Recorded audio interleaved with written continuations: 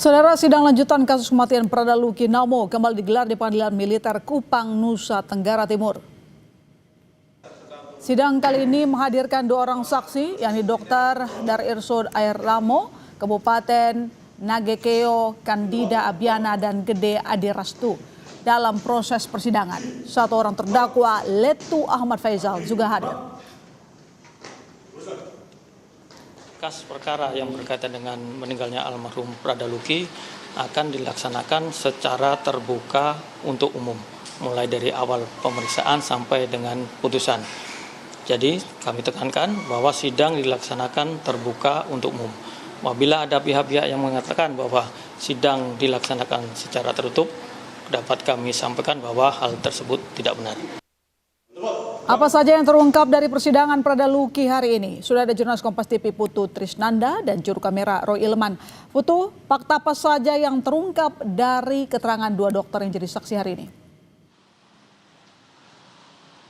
Ya, selamat petang, my sister dan juga saudara. Hari ini sidang berjalan cukup cepat begitu karena memang hanya ada satu terdakwa dan juga menghadirkan keterangan dari dua saksi yang sebelumnya ini sudah dihadirkan ke muka sidang untuk memberikan keterangan pada terdakwa yang lain, ya ini pada 17 terdakwa dan juga pada kloter hari Rabu, ya ini untuk 4 terdakwa.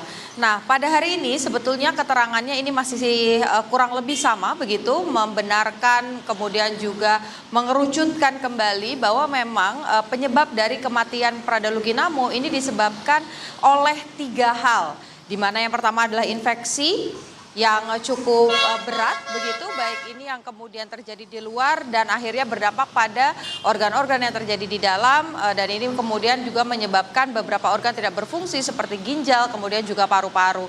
Dan tadi yang juga disampaikan selanjutnya ini berkaitan dengan adanya yang disampaikan dalam persidangan bahwa dalam kronologi ini ada penggunaan cabai yang dioleskan kepada bagian luka. Nah, ini yang kemudian juga kembali memperkuat bahwa pasal yang didakwakan oleh auditor militer ini sudah terpenuhi unsurnya kalau kita lihat dari keterangan saksi, di mana dengan adanya perilaku tersebut ataupun juga perbuatan tersebut ini mengakibatkan infeksi. Jadi kalau kita lihat Ilona dan juga saudara, pasal yang digunakan ini adalah 131 dan juga 132, di mana intinya adalah adanya kekerasan yang kemudian mengakibatkan kematian. Jadi ini sejalan dengan keterangan saksi, di mana ini disampaikan bahwa apa yang dilakukan oleh para terdakwa ini memicu atau mengakibatkan kematian dari Prada Luki Namo. Tapi keputusan dari majelis hakim masih panjang, my sister dan juga saudara, masih ada pekan depan di mana masih ada ahli yang dihadirkan, kemudian juga pada pekan depan masih ada terdakwa yang memberikan keterangan.